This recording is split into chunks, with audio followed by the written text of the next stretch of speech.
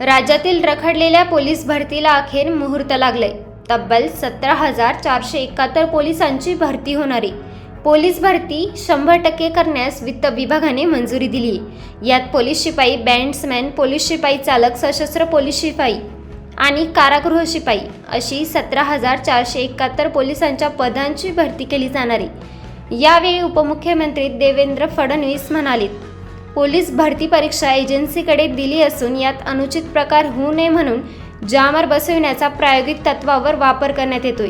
Cyber गुन्ह्याचे प्रमाण कमी करण्यासाठी प्रयत्न केले जात आहेत। या पोलीस भरतीबाबतीत सखोल माहिती संकेतस्थळावर मिळणार आहे। या महिन्यात ही भरती प्रक्रिया सुरू केली असून पोलीस दलात दाखल होऊ इच्छिणाऱ्यांसाठी ही सुवर्ण संधी आहे।